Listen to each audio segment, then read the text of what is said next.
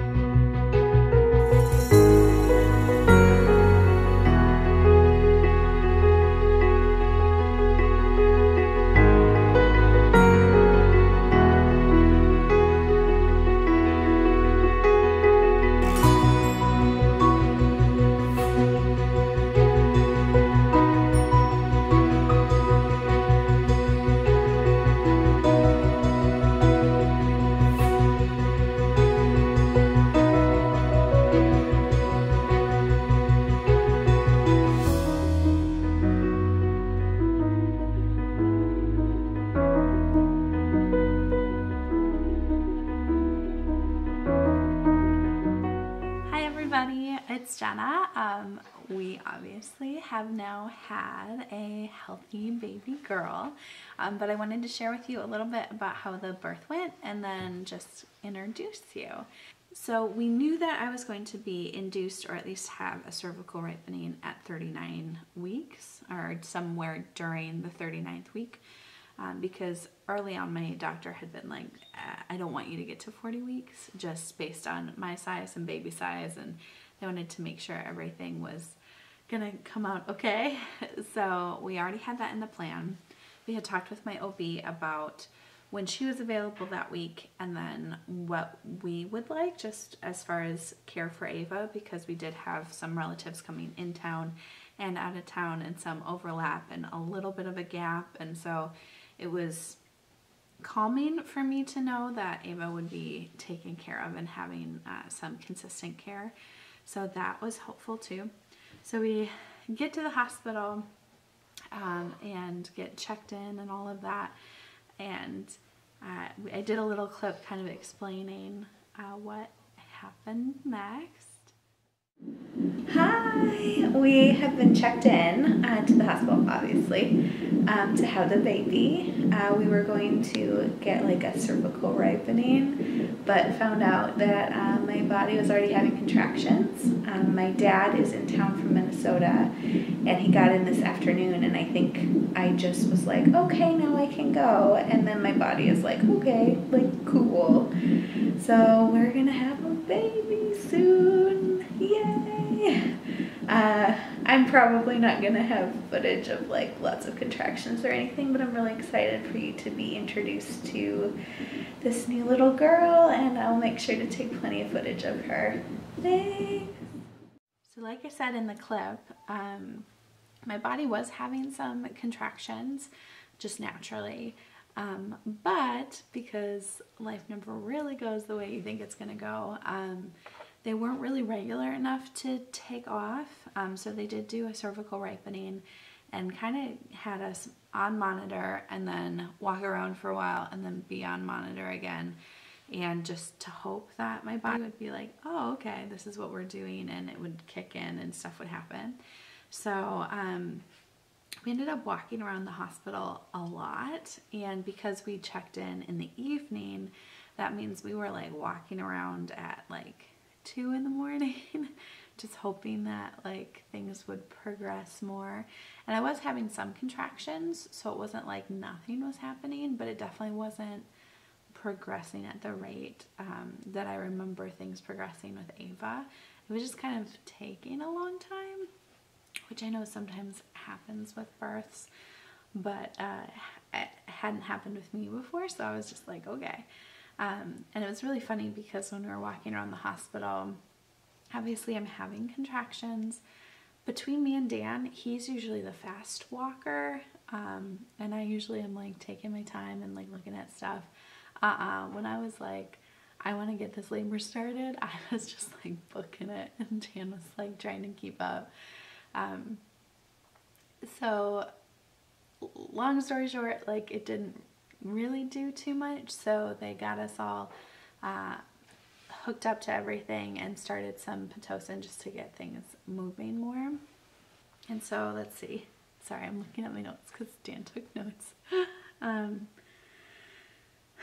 So by 2:30 in the morning, we started some Pitocin, and we were kind of settled.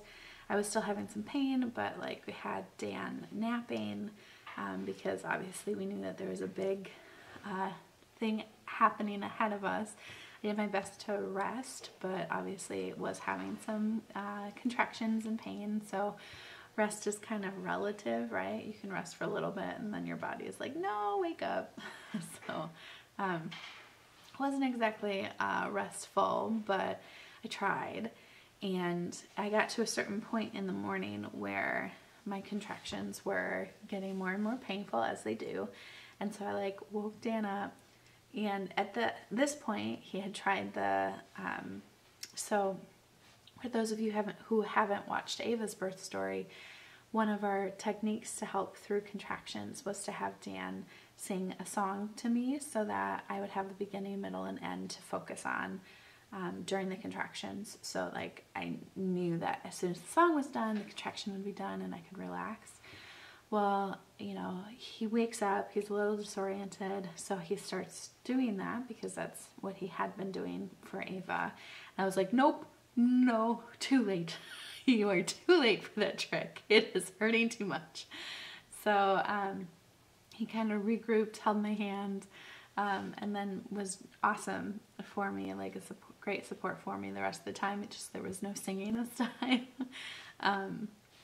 My water, the OB came in and broke my water around 7:45 in the morning, and then about an hour later, as the pain increased, I was able to get an epidural. And like at that point, I kind of am able to relax a little bit more and just kind of like listen to my body, take like deep breaths, and sometimes actually rest, because once it's pressure and not pain, you can actually rest, which is nice.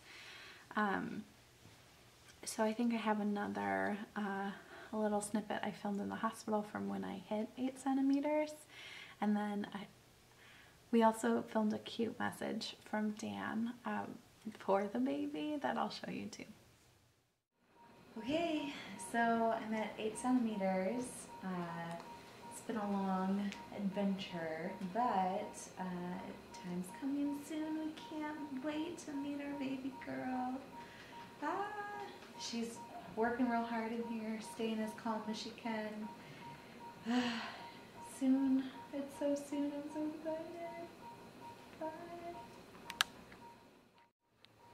It's gonna be time soon. We're at 8 centimeters. Yeah, we're excited. Oh, do you want to tell the baby girl anything? Yeah, I've been watching this whole process, and your mom's been doing great, and we're really excited to have you come out and join the rest of the family and see the world. Yay! So, we love you already. Yay! Okay, so this is when it starts to get exciting. And not necessarily in the best way, but like just, so what was happening is that when they checked me, they realized that the baby wasn't completely head down. And I think my understanding of what they were saying is that they were kind of feeling part of her face, and that's not great for like the way to have the baby exit.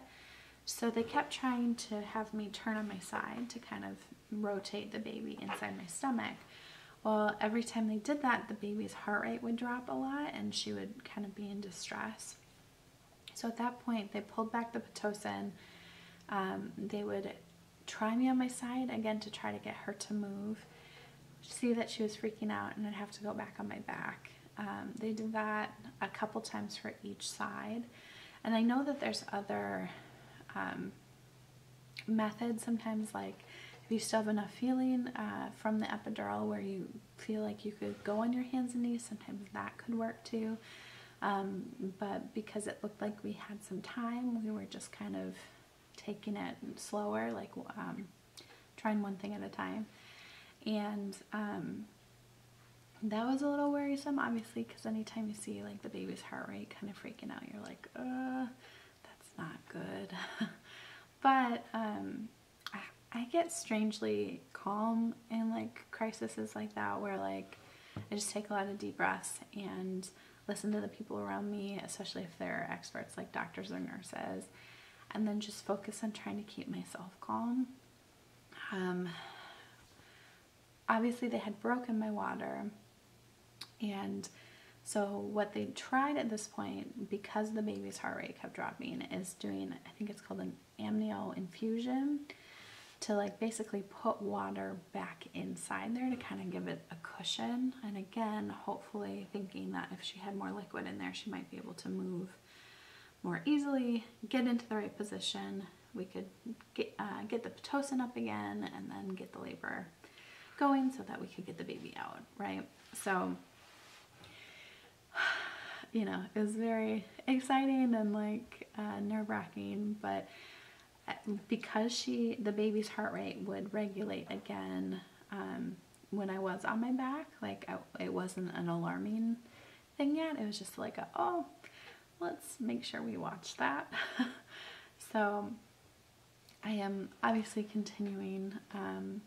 We get to a point where they were going to just push the Pitocin up again to get the labor to where it needed to be, to get my body where it needed to be so we could give birth to the baby.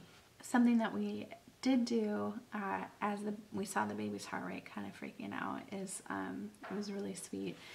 Dan would sit by the bed and put his hand on my stomach on her, and we always joke that Dan has what we call heater hands because he always runs really warm, and so it's really comforting when he has like a hand on you. So he put his hand on my stomach and I'd put my hand on his, and we both talked to the baby. She probably didn't understand what I was saying, but like I would just like try to encourage her to be like calm, and like that we just have to get the door big enough for her to leave, and then as soon as the door was big enough she could come out and meet us, and just a little while longer, like that kind of thing. So kind of cheesy. She probably didn't understand what I was saying, but like hopefully the calming voice, the warm hand, to kind of help calm her down. Finally, you know, at 2 p.m. I get to 10 centimeters, which is exciting, but we find out that my OB is not going to be available until 3 p.m. Something I should mention that I forgot, this is important, I don't know why I forgot it. So when they broke my water, they did see some meconium in like the fluid that was coming out. So they had already planned to have the NICU team in the room when the baby was delivered, which, you know, I guess could have given me some PTSD kind of like freak out, but I don't know, I'm kind of like, I'd rather have them there and have everything in place so that we know everything is going to be okay.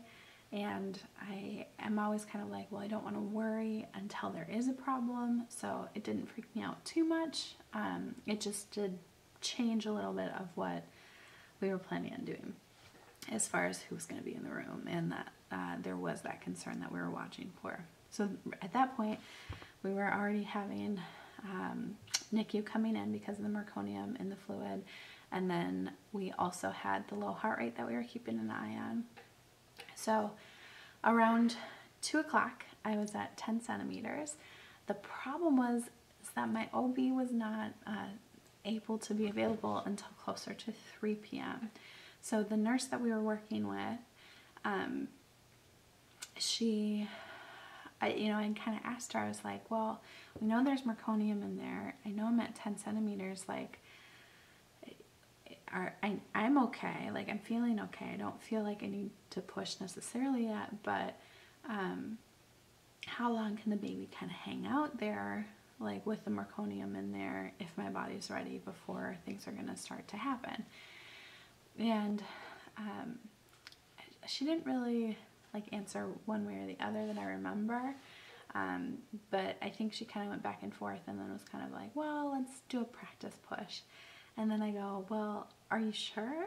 Because with Ava, I did a practice push, and then they were like, oh, gotta get the doctor in here. Like, so there's really no such thing as practice pushing for me, I guess. Anyway, I did one practice push, and the baby's heart rate dropped and was in the 90s and wasn't moving. It was just like really low.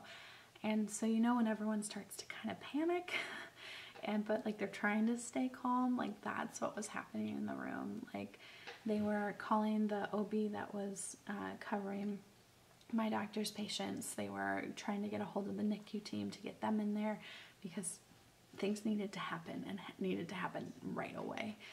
And so again, I was just like focusing on staying as calm as I could, because I was like, it doesn't do me any good. It doesn't do anybody any good if I'm panicking. So they get everybody in there.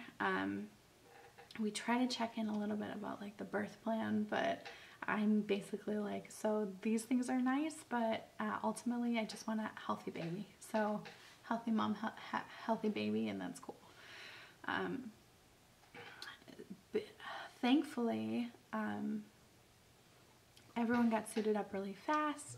They had me push, and basically the baby was out in just a couple pushes, which thankfully, because the heart rate was so low, I think if it had had a hard, if the baby had had a hard time coming out, there might have been other complications.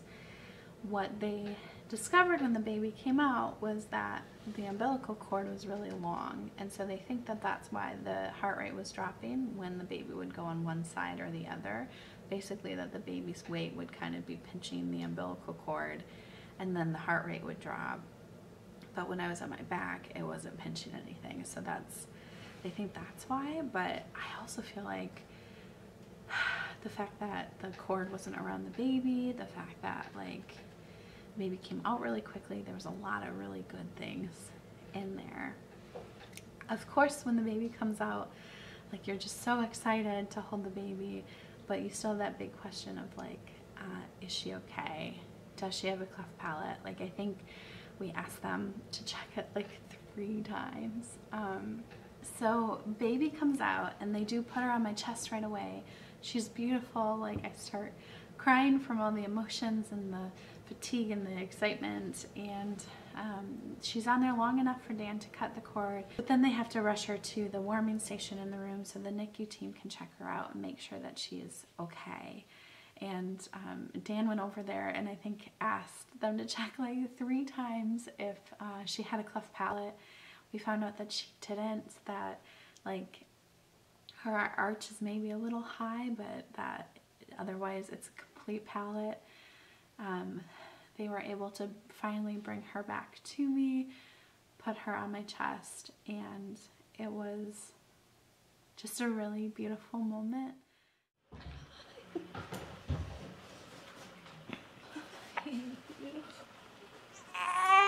Hang on your time.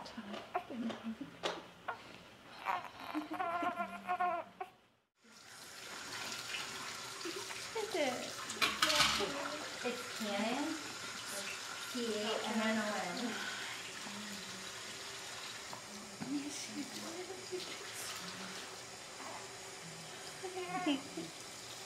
Okay, 1, 2, 3, 4, 5, 6, 7. 8, 9. Hi. How you doing, Mama?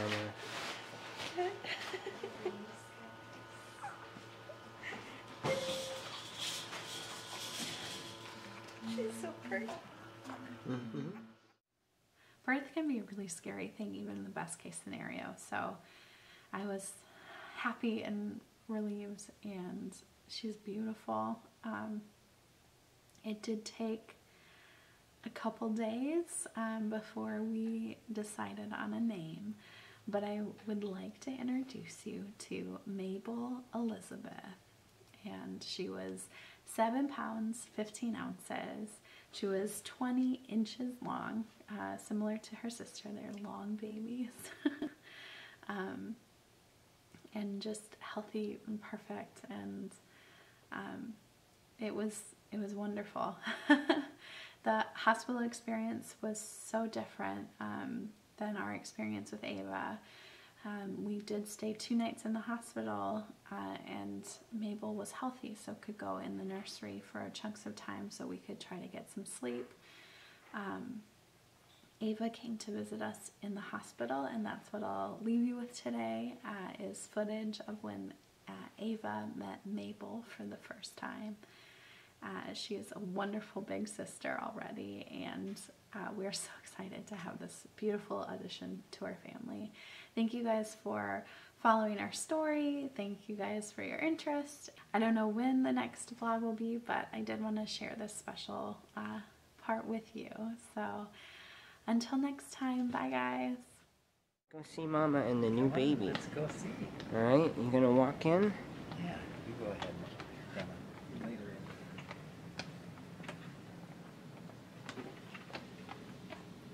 Hi, baby. Hi. I missed you. There's Mama. Have you been waiting to see Mom? Do you want to come up here and meet your sister?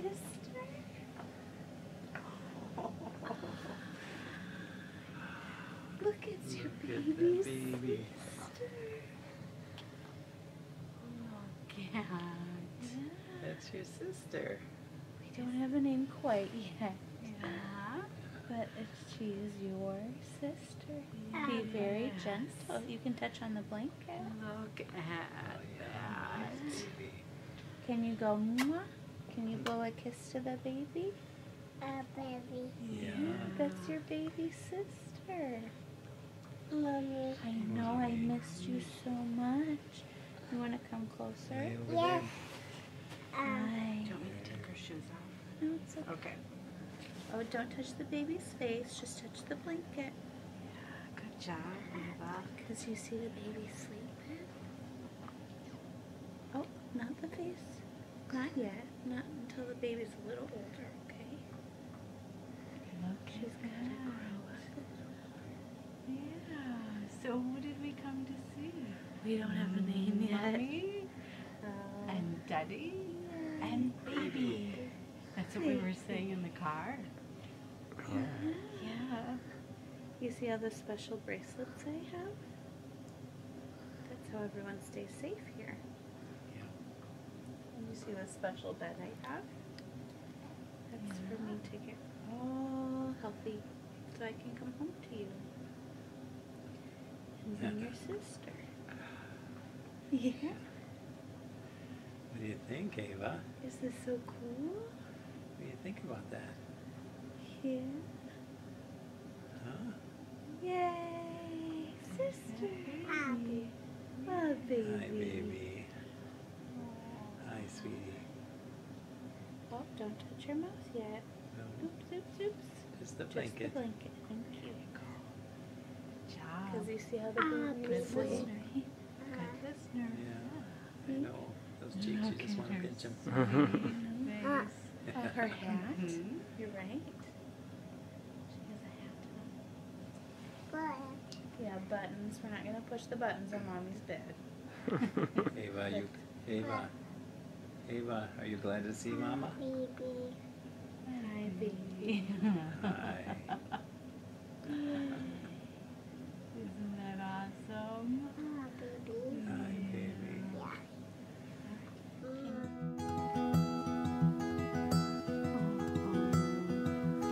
That's happy.